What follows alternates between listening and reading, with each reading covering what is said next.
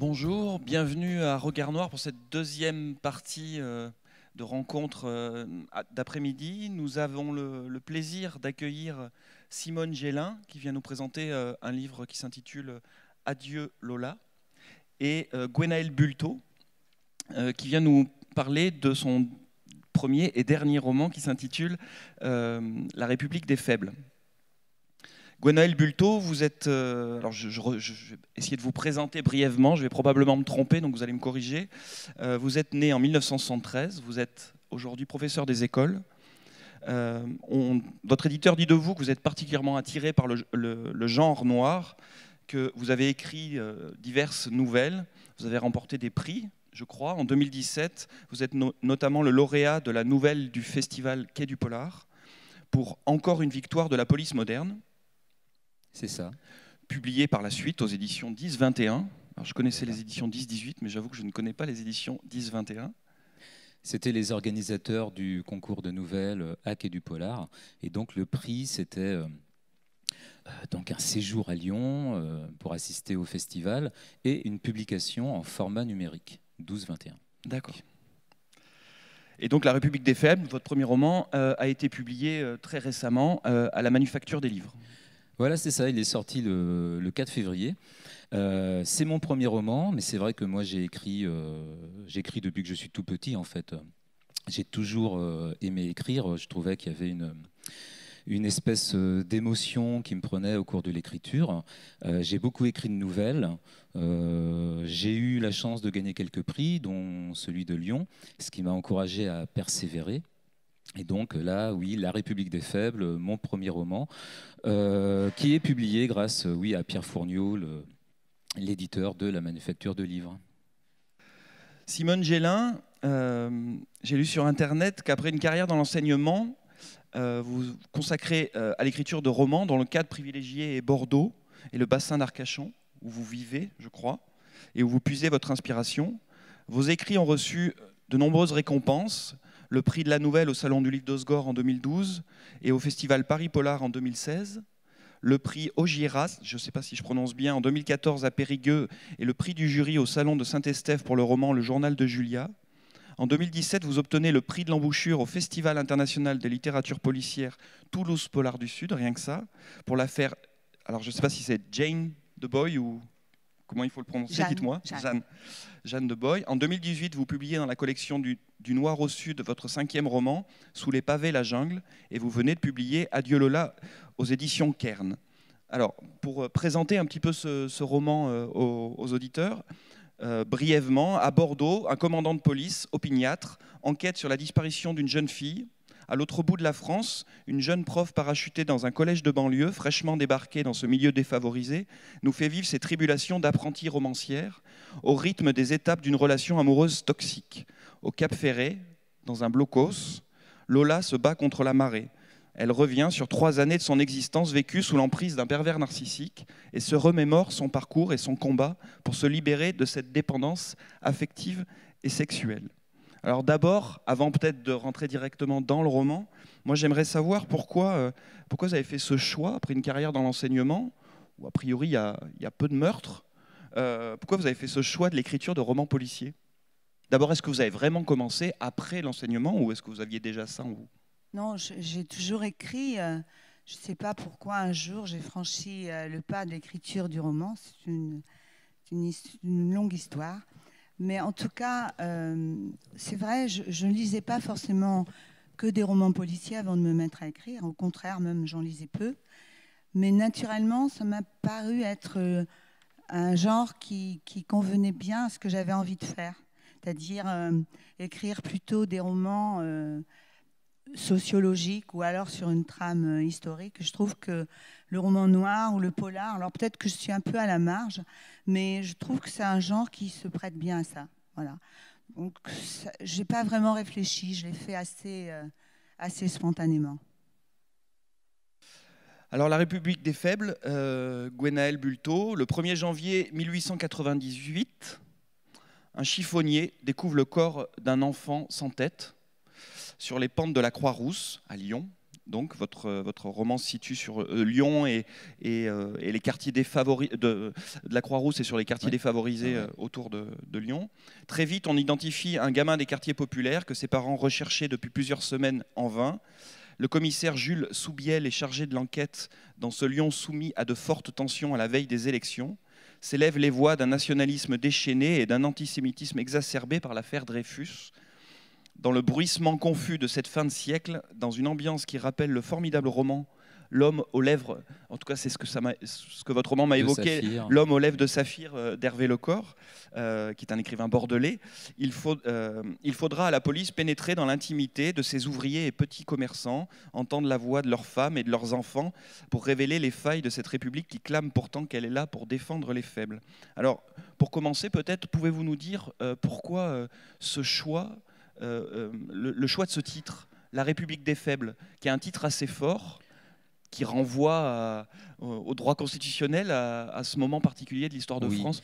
Alors, mon livre, c'est un polar historique. C'est un polar historique, il y a une enquête, la résolution. Ça se passe toute fin du 19e siècle, effectivement, pleine affaire Dreyfus, au moment où Zola publie son célèbre J'accuse. Et ce qui m'intéressait là, dans ce 19e siècle, c'était que c'était une société qui portait en germe la nôtre. Il y avait la naissance de la loi sur l'école, de la loi sur la séparation de l'Église et de l'État, par exemple. Donc les résonances avec notre époque étaient assez faciles à faire. Et c'était aussi une époque pleine de tensions. Il y avait de l'antisémitisme, il y avait l'antigermanisme, la haine contre les Allemands était très présente. Il y avait des luttes sociales qui se terminaient parfois dans un bain de sang. Et il y avait une misogynie endémique à cette époque-là. Et donc les faibles dans mon roman, ce sont en premier lieu les femmes et les enfants, qui sont faibles déjà physiquement par rapport à la brutalité des hommes, et qui sont faibles aussi d'un point de vue juridique, parce qu'ils ont moins de droits que les hommes, et leur parole, elle ne vaut absolument rien. Et dans Ma République des faibles, donc, il y a quelques policiers qui essaient de résoudre ce crime commis sur un enfant et qui nous permettent de découvrir toute cette société-là du 19e siècle et la vie de la population, de la pauvreté, de la souffrance que les gens enduraient, parce que dans cette société pleine de tensions, il y avait énormément de rapports de force. C'est vrai qu'on ressent ça dans la littérature classique, dans le roman social. On parle beaucoup, par exemple, de la misère, du mouvement ouvrier, etc. Et vous prenez une espèce de contre-pied, si j'ose dire, vous parlez des faibles parmi les faibles. C'est-à-dire vraiment aller chercher du côté des faibles les encore plus faibles, c'est-à-dire les femmes et les enfants. Oui, ça m'intéressait particulièrement de donner une voix à ces faibles-là et de montrer en fait quelle pouvait être leur souffrance, quelle était en fait la domination de la société sur ces individus. Et ce que je voulais aussi, c'était montrer qu'il y avait certains individus qui avaient beau être faibles parmi les faibles, avaient une volonté de s'en sortir, avaient une volonté de s'émanciper, d'arriver à un rang un petit peu meilleur, de s'extraire de leur rang social, de monter l'échelle sociale, ou tout simplement de vivre un petit peu mieux. Et pourquoi Lyon? Vous n'êtes pas originaire de Lyon? Vous ne vivez pas à Lyon du tout? Alors Lyon, j'y suis allé qu'une seule fois dans ma vie. Donc c'était lors de la remise de prix du festival à Quai du Polar. Donc c'est lié à des souvenirs heureux pour moi. J'ai aussi aimé la géographie de la ville, mais il y a deux autres raisons. La première, c'est que pour mon personnage de commissaire, je me suis inspiré d'un personnage qui a vraiment existé, qui était le commissaire Jules Sébille, et qui était le fondateur des brigades judiciaires. Donc j'ai changé un petit peu le nom, mais c'est lui. Et lui, au cours de son parcours professionnel, il est passé par Lyon, justement à cette époque-là. Ça, c'est la première raison. Et la deuxième, c'est que Lyon, c'est une des villes de France qui a le plus d'imagerie pour moi. C'est une ville... il y a tout de suite l'image du Gone, il y a tout de suite l'image du théâtre de Guignol, il y a la Croix-Rousse... Il y a, par exemple, quand j'étais petit, moi je lisais Les Six Compagnons, Bibliothèque verte, ça se passait sur les pentes de la Croix-Rousse également. Et toutes ces images-là, en fait, je me suis aussi amusé à les mettre dans le roman. C'est quelque chose qu'on retrouve. Le personnage de l'enfant, c'est le Gone, par exemple. Et à la fin, quand il y a un spectacle étrange sur une caricature de Zola, moi, c'est le théâtre de Guignol qui me venait en tête. Donc je me suis servi de la ville d'un point de vue géographique, mais aussi d'un point de vue un petit peu mythologique. Simone Gélin, vos romans sont contemporains? Pas tous. Pas tous. Adieu Lola est un roman contemporain et se situe précisément dans un lieu que vous connaissez bien, dans lequel vous vivez, j'imagine, parce que vous l'appréciez. Oui, enfin, c'est pas vraiment que je l'apprécie, c'est vraiment, ce sont mes racines. Ce sont mes racines et j'aime, de toute façon, j'ai une imagination qui fonctionne comme ça. J'aime bien me représenter les situations dans des lieux que je connais. Et même lorsque je parle lorsque je me transporte dans des lieux autres que Bordeaux ou le bassin d'Arcachon, ce sont presque toujours des lieux que je connais. Par exemple, dans l'affaire Jeanne de Boï, quand je raconte le passage des Pyrénées par des réfugiés, par des antifranquistes en 1960, je suis allée faire le col. Voilà. Je l'ai fait à pied, on l'a fait tous les deux. Et ce que je raconte, en fait, c'est ce qu'on a vu. Voilà. Donc j'aime bien faire ça.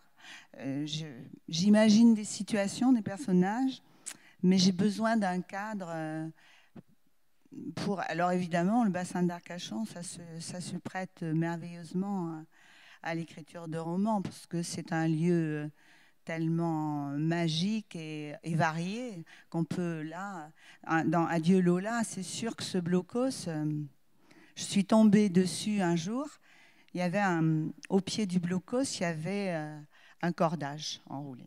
Voilà. Et tout est parti de là. Oui. Et alors, on parlait dans votre roman qui s'intéresse à la violence sociale. Dans votre roman, on parle aussi de violence sociale, de violences notamment faites aux femmes, enfin essentiellement surtout de violences faites aux femmes, mais en partant par un biais qui est d'abord le biais de personnages qu'on va découvrir petit à petit sous forme chorale. Alors il y a l'avocate, dont j'ai pas le nom là en tête. Eva. Il y a la professeure, avec un prénom surprenant. En tout cas, c'est ce que lui font remarquer les personnages secondaires du roman, Scarlett. Et puis l'héroïne, enfin la victime, on peut le dire, parce qu'on l'apprend très vite dans le roman, Lola, qui donne son nom au titre. Vous partez donc de ces trajectoires individuelles par petites touches, de manière assez fine, pour nous amener finalement vers un phénomène qui dépasse ces trois femmes, qui est celui de la condition féminine et des violences faites aux femmes. Pourquoi vous avez... Alors d'abord, expliquez-nous pourquoi ces trois personnages particulièrement. Pourquoi cette professeure, cette avocate et Lola? En fait, je voulais, quand j'ai commencé à écrire ce roman, depuis très longtemps, je me posais la question de savoir comment pouvait fonctionner ce processus de manipulation. Comment une personne raisonnable, sensée, intelligente pouvait tomber sous emprise au point de perdre son libre arbitre. Et du coup, j'ai beaucoup lu sur le sujet et il me fallait trouver des situations, mettre en situation des idées. Et il y avait justement plusieurs types d'idées. C'est pour ça qu'il y a trois personnages de femmes qui représentent le sujet de façon différente. Scarlett, bon, vous avez souligné ce prénom, c'est déjà une fragilité. Sa mère l'a prénommée comme ça parce qu'elle avait vu le film 2 heures avant d'accoucher. Et la malheureuse Scarlett a hésité à changer de prénom. C'est déjà dur à porter. Et évidemment, elle va avoir plusieurs fragilités comme ça qui vont l'amener forcément à tomber dans les bras d'un homme qui va se révéler un pervers narcissique. Mais finalement, c'est pas la plus faible des trois, parce qu'elle va réussir, à s'en sortir. Eva, c'est autre chose. Eva, on ne peut pas dire qu'elle est faible. Elle est avocate, elle est bien équilibrée, elle a une belle situation. Néanmoins, elle rêve de devenir avocate d'assises. Et son mari, apparemment, fait tout pour l'en dissuader. Il lui dit, tu n'es pas taillée pour ça. Et ça, elle répond, pourquoi? Tu crois que je suis en sucre? Et voilà, elle aussi, finalement, elle est sous l'emprise d'un homme, mais pire que ça, parce que quand j'ai mis en scène ce personnage, j'ai parlé à un ami qui a été avocat d'assises à Bordeaux, et je lui ai posé la question, je lui ai dit, voilà, mon personnage, voilà, elle veut plaider aux assises, oh là là, il m'a dit, oh là là, oh là là, dans un monde d'hommes, elle va se faire dévorer, et en fait, j'ai mis dans la bouche d'Eva une phrase qui m'a été soufflée par lui. Il m'a dit, elle va manquer de... Voilà, vous avez compris. Et voilà, donc c'est autre chose, mais c'est aussi une femme dans un monde d'hommes. Elle a beau être forte, elle va quand même avoir du mal à s'affirmer. Et puis Lola, c'est encore autre chose. C'est une femme qui a cherché à être libre. Déjà, dans sa famille, elle a une position difficile parce que malgré tout, ses parents, elle est jugée déjà, même dans sa famille. Hein, elle est jugée, elle est considérée comme une femme légère. Et finalement, certains diront, c'est pas étonnant, elle n'a pas volé, quoi. Voilà. Voilà, donc 3 femmes qui représentent des caractères différents et... Voilà, je ne sais pas pourquoi j'ai voulu diviser en 3 cette idée de départ, qui était la manipulation. Mais c'est l'aventure de l'écriture. Pour lui donner plusieurs éclairages, peut-être? Oui, en fait, je voulais surtout concrétiser des idées. Je savais vraiment, j'avais des idées en tête, je savais ce que je voulais exprimer, mais il faut les mettre en situation. Et pour les mettre en situation, peut-être j'ai choisi la facilité en choisissant d'inventer 3 personnages auxquels je pouvais prêter des attitudes et des comportements différents. Voilà. Pour les incarner, voilà. Oui. Pour les incarner, voilà. Alors, je poursuis un peu par la bande sur la question de la place de la femme dans votre roman, qui est... alors, ce sont des rôles secondaires, les rôles féminins. Donc, je m'excuse, on va arriver ensuite aux personnages principaux, mais je peux pas m'empêcher, on ne peut pas s'empêcher de remarquer dans votre roman que notamment cette brigade, je ne sais pas si on peut l'appeler comme ça, cette brigade de flics qui enquête autour de cette décapitation et puis de ces disparitions d'enfants. Et il y a donc plusieurs flics. Il y a donc le commissaire Jules Soubiel et son épouse Marie-Thérèse qui est enceinte, mais qui est enceinte de manière extrêmement fragile parce qu'elle a perdu beaucoup d'enfants. Il y a et puis il y a ce désir de maternité qui revient beaucoup. Il y a Joseph Millard, il y a Fernand Grimbert et sa relation très houleuse, violente, un peu difficile avec Lucienne et l'alcool. Il a 2 femmes, lui, il a Lucienne et l'alcool quand même.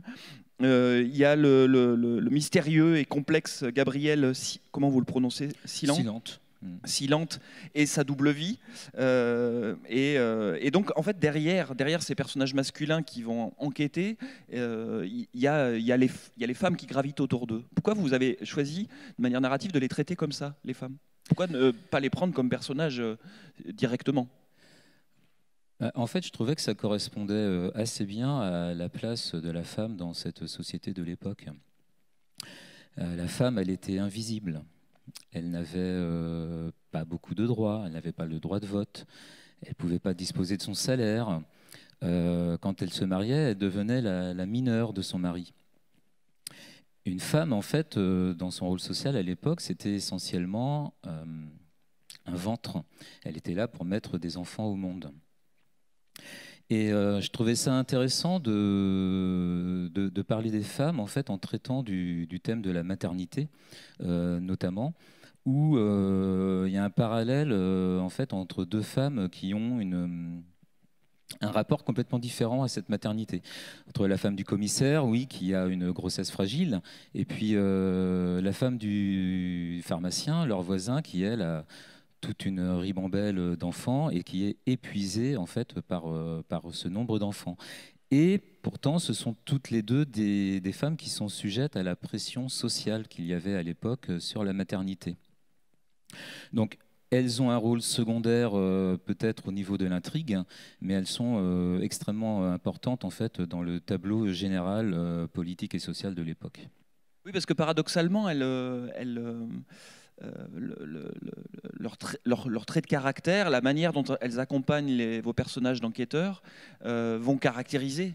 C'est-à-dire que ce qui est paradoxal, c'est qu'à la fois, on a l'impression qu'elles sont à leur juste place dans la manière dont on les représente à une époque, et en même temps, vous en jouez de manière narrative, dans le sens où elles sont aussi des outils au service de la description des personnages d'enquêteurs. Je pense par exemple au couple un peu détonnant, Lucienne et Grimbert,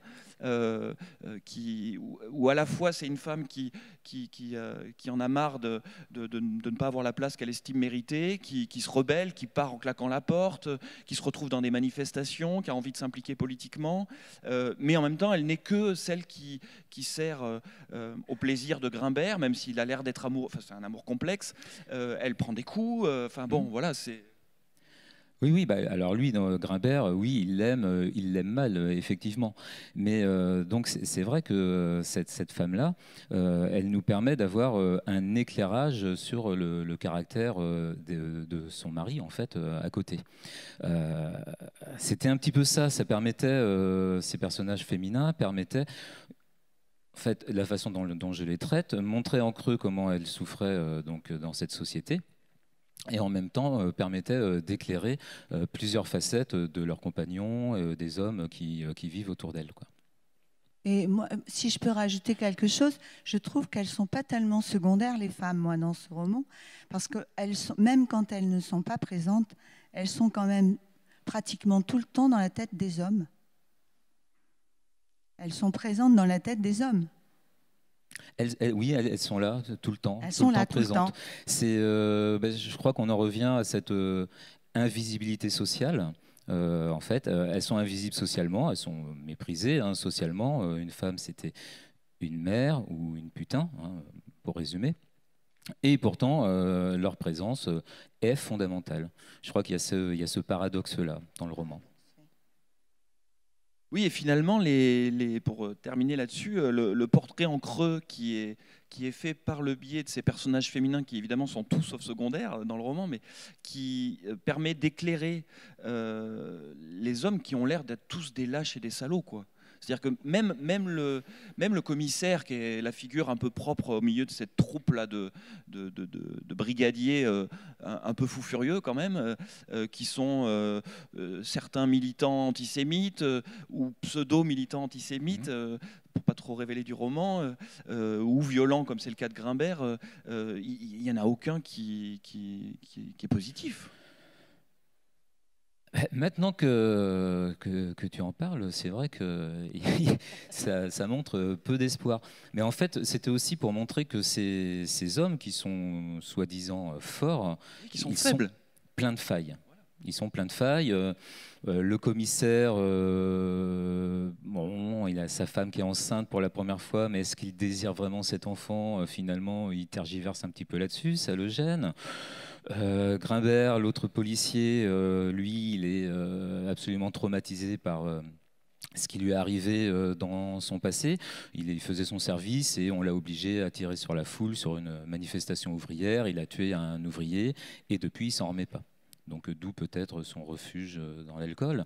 Et bon, il y en a un troisième aussi qui est intéressant dans cette perspective-là, c'est l'ancien combattant. L'ancien combattant qui a fait la guerre de 1870 contre les Prussiens, qui s'en est sorti en commettant des atrocités là-bas, qui revient à Lyon et qui a un syndrome post-traumatique très important qui le conduira à perdre la tête, hein, tout simplement. Ce sont des personnages pour qui, en fait, guérir de ces souvenirs-là, faire résilience, c'est peut-être pas possible parce que la société est-elle incapable de les aider et les enfonce dans leur traumatisme. Vous, Simone Gélin, donc derrière ces personnages féminins, qui sont donc les personnages centraux pour le coup du roman, il y a, pareil, des hommes toxiques. Il y a cette violence de la domination masculine. Pourquoi le choix de ce thème et pourquoi, ce qui m'a intéressé, pourquoi précisément la figure du pervers narcissique? Parce que des salauds toxiques ne sont pas forcément pervers narcissiques. Pourquoi ce choix précisément du pervers narcissique? Ah, mais en fait, c'est vraiment le sujet que je voulais traiter. Je voulais faire le portrait d'un pervers narcissique. Voilà. Bah, tous les hommes ne sont pas toxiques, non. Le commissaire, le sage, d'ailleurs, je dis d'entrée quand je le présente, il porte bien son nom. C'est un homme sage. Voilà. C'est simplement, il est victime de ses sentiments. Il est victime de la passion. C'est aussi un livre sur la passion amoureuse. C'est pas qu'un livre sur le pervers narcissique, c'est avant tout aussi un livre. J'avais envie de parler des émotions et des passions qui nous gouvernent, qui nous dominent et qui prennent le pas sur la raison. Et même lui, qui est un homme sage, censé raisonner, il est réputé pour ça, c'est respecté pour ça par ses collègues. Et là, finalement, il va se laisser dominer lui aussi par sa passion et jusqu'à penser qu'il a perdu lui aussi le sens de la justice et même son objectivité de policier, quoi. Voilà. Mais le pervers narcissique, lui, finalement, c'est un faible. En face de Scarlett, qui va dominer par la force dans un premier temps, finalement, c'est lui le faible, parce que c'est un personnage qui a tout raté, qui n'a rien réussi dans sa vie, et dont la seule réussite, c'est d'arriver justement à imposer son emprise sur un être humain, quoi. Voilà. Mais le faible des deux n'est pas toujours celui qu'on croit. Et pour rentrer un petit peu maintenant dans l'intrigue polar, parce que la particularité de vos deux romans, c'est que ce sont vraiment des polars qui ont vraiment tous les codes du polar. Pourquoi construire de manière, pourquoi aborder cette question de manière chorale à travers le parcours de ces femmes? Pourquoi parce qu'il oui, y a l'enquête que mène le commissaire, mais nous, on suit en tant que lecteur le parcours de ces trois femmes. Pourquoi avoir choisi ce mode narratif-là?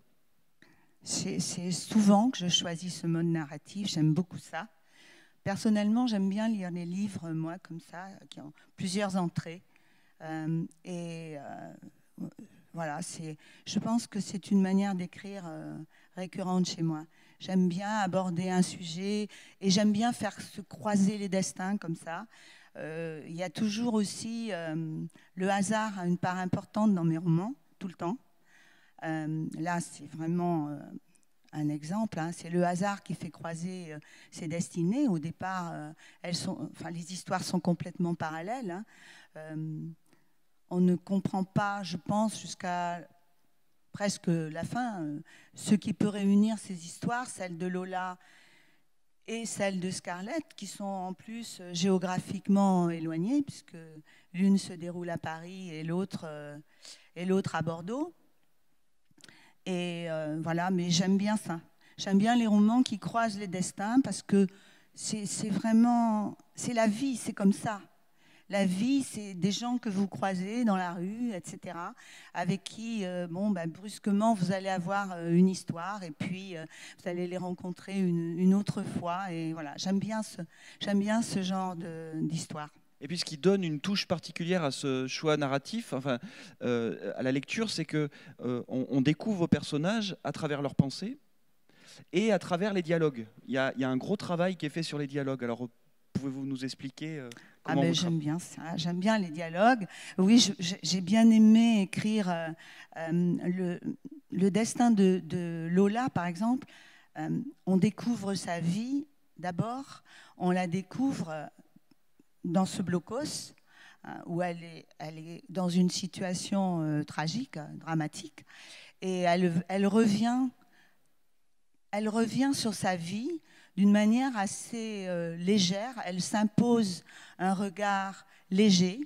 Elle sait qu'elle risque de mourir.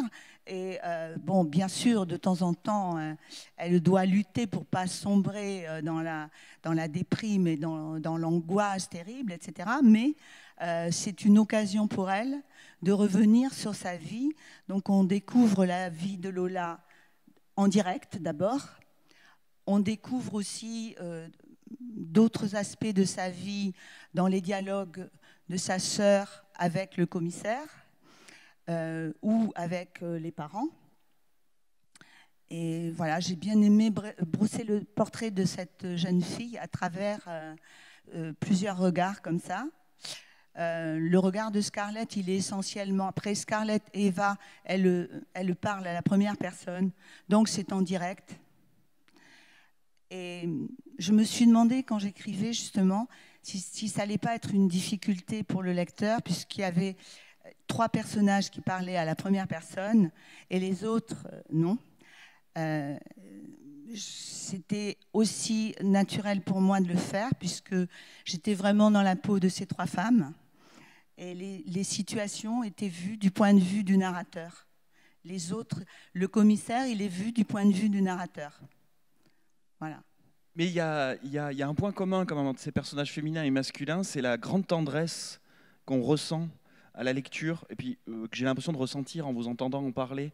La manière... alors, je ne sais pas comment c'est introduit, pourquoi je ressens ça, mais essentiellement par les dialogues, la tendresse qui se dégage. On a envie de les aimer, ces personnages de femmes malmenées, et y compris le commissaire. Pourquoi vous éprouvez une tendresse pour ces personnages particulièrement? Mais moi, je les aime, mes personnages. Vous aimez vos personnages? Je les aime tous, y compris le pervers narcissique. Ouais, je les aime, mes personnages, et peut-être que c'est ce que j'arrive à... Enfin, j'espère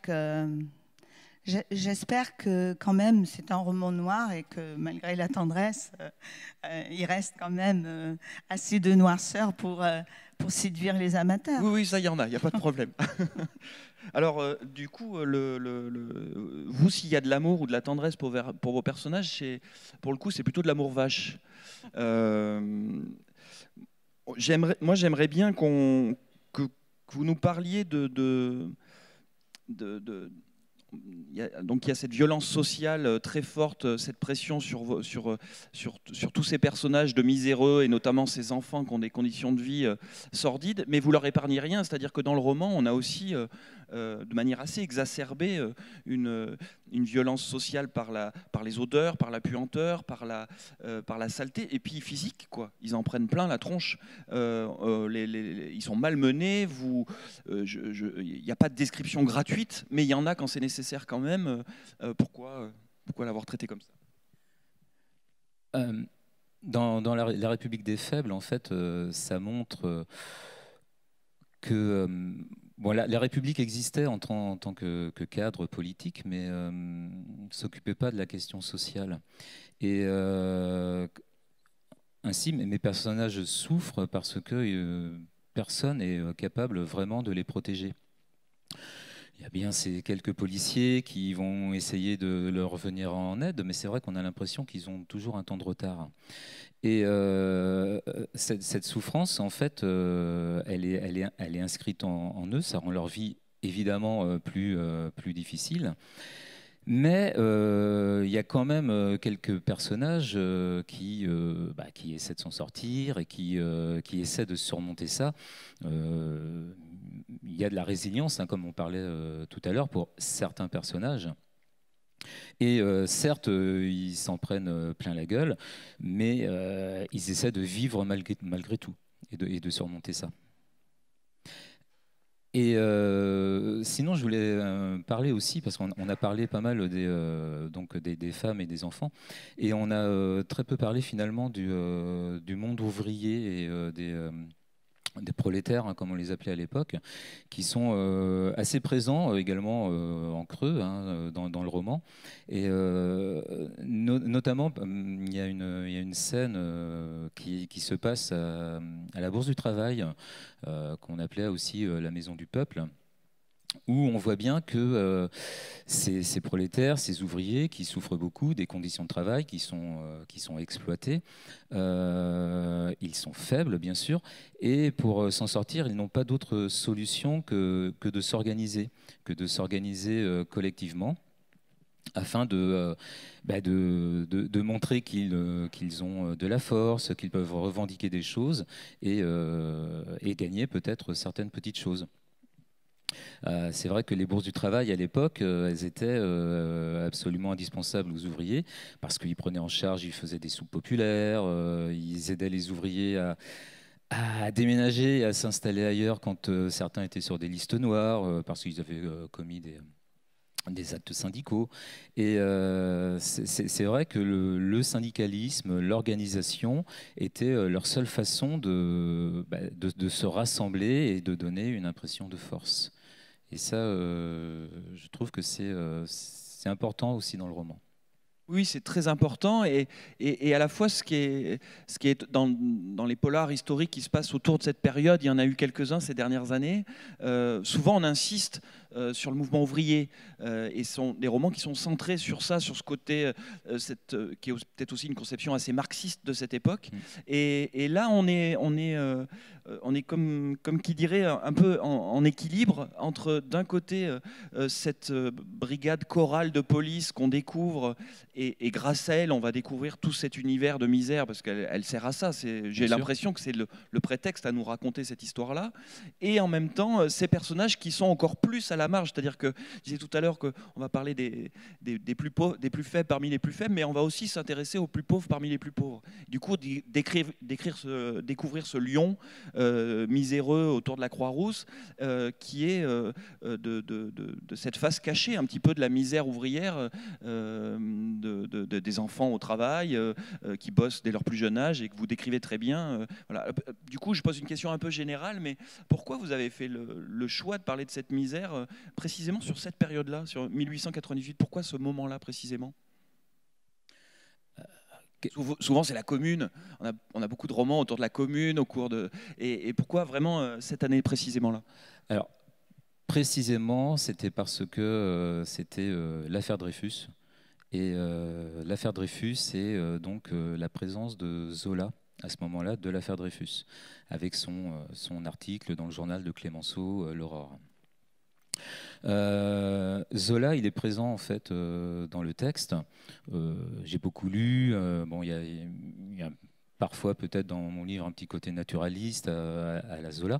Et il intervient dans l'affaire politique, et il intervient aussi sous une forme étrange à la fin dans le spectacle de théâtre un petit peu grotesque. Et c'est ce que je voulais faire en fait. 1898, Zola.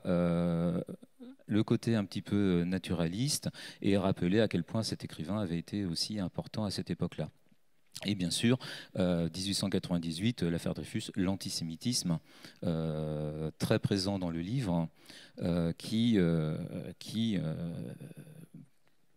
détruit en quelque sorte ou qui rend la société extrêmement compliquée et difficile. Oui, mais très, très présent, et puis du point de vue de l'antisémitisme. C'est-à-dire que les personnages qui nous parlent de plus de cet antisémitisme sont des personnages antisémites, et notamment un personnage qui est un peu étrange, ce Gabriel Silente, qui, je ne sais pas si je peux le révéler, je vais vous laisser le faire si vous avez envie de le faire, qui se présente qui est présenté au début, tous ses collègues pensent que c'est quelqu'un qui est très militant sur anti-Dreyfusard, très militant antisémite, et il s'avère qu'il est un peu plus complexe que ça. Vous pouvez nous parler un peu de lui ? Oui, alors lui, effectivement, c'est un personnage trouble, hein, extrêmement trouble. Il fait partie de la police, effectivement. Il a fait partie d'une brigade anti-juive qui commettait des exactions. Ça, on peut le dire, je pense, très vite dans le roman, il se fait assassiner. Il se fait assassiner et une partie du roman, en fait, est une enquête qui se met en parallèle de l'enquête sur l'enfant mort sur quelles étaient les raisons pour lesquelles il s'est fait assassiner. Et c'est vrai que petit à petit, on découvre que ce personnage est infiniment plus complexe qu'il n'y paraissait au départ, que ce soit dans sa vie personnelle, sa vie de couple, et que ce soit dans sa vie sociale et l'image qu'il offre en fait à tout le monde autour de lui. Et c'est vrai que pour lui, petit à petit, les masques tombent jusqu'à ce qu'il y ait un petit lien avec le fond de l'affaire Dreyfus. Petit. Dans votre roman, alors on ne peut pas parler de tout, il nous reste encore 5 minutes. Dans votre roman, il y a en arrière-plan qui se dessine en filigrane le conflit social lié à la fermeture de l'usine de Blanquefort. Oui. Est-ce que vous pouvez nous expliquer ce choix? Alors d'abord... Est-ce qu'il implique dans la composition de votre roman? Oui, enfin ça s'est fait assez naturellement, puisque ça se passait au moment où j'écrivais le roman. Et j'aime bien aussi, quand j'écris un roman, surtout un roman actuel, m'inspirer de l'actualité. Même si je ne cherche pas à la relier au roman, ça se fait naturellement. On est imprégné par l'actualité, par ce qu'on entend, etc. Et de toute façon, je trouvais que le lien, il était évident, parce que la manipulation, parce que c'est le sujet, hein, d'ailleurs, à la fin du livre, Scarlett elle-même, quand elle va s'expliquer devant ses parents, elle va leur expliquer que la manipulation, elle est partout dans la société. Et voilà, les ouvriers de Ford à Blanquefort, bien sûr qu'ils ont été manipulés par des gens qui leur ont fait croire qu'ils allaient préserver leurs emplois. Hein. Ford a touché des subventions, ce que je raconte. C'est la raison des manifestations à l'époque. Ford a touché des subventions contre la promesse de ne pas licencier, de ne pas fermer l'usine. Je ne sais plus le chiffre, c'est un chiffre astronomique de toute façon qui nous dépasse des centaines de millions. Et finalement, ils ne respectent pas leur engagement et ils ferment, ils licencient. Donc ça, c'est vraiment les forts qui s'octroient le pouvoir sur les faibles. Sans même, ça m'a fait penser à La Fontaine, hein, à la fable du loup et de l'agneau. Le loup se cherche des raisons de dévorer l'agneau, mais à la fin, quand tous les arguments qu'il peut avancer à l'agneau sont... Finalement, il n'en trouve plus. L'agneau a répondu à tout. Il lui dit, si ce n'est toi, c'est donc ton frère. Et voilà. Et la raison du plus fort est toujours la meilleure, nous dit La Fontaine. Et voilà, c'est un lien que j'ai voulu faire avec ce contexte social qui, je trouve, illustre aussi d'une autre façon l'emprise et la manipulation qu'il y a dans la société, etc. Et Scarlett l'explique très bien à ses parents. Elle leur dit, et les médias, la manipulation des médias, etc., etc., ce qu'on sait tous. Voilà, c'est le même. J'ai découvert finalement que c'est le même procédé. C'est toujours les manipulateurs procèdent toujours de la même façon, exactement comme le loup de la fable. On cherche d'abord les bonnes raisons, puis quand il n'y en a plus, la mauvaise foi même sert de raison. Bon, je vous remercie. On arrive presque au terme. Avant de conclure cette rencontre qui a été trop brève, du coup, c'est passé très vite. J'aimerais que vous nous donniez tous les deux un conseil de lecture. Il y a vos livres formidables sur lesquels les auditeurs vont se précipiter, j'en doute pas. De formidables polars, mais j'aimerais bien que vous nous donniez un conseil de lecture autre, un coup de cœur, récent ou pas récent d'ailleurs. Simone, vous commencez? Alors, comme ça, à brûle pour point, mon dernier coup de cœur, c'est peut-être American Dirt. Je ne me souviens plus du nom de l'auteur. American Moi, je ne l'ai Dirt. pas non plus. American Dirt. Ok.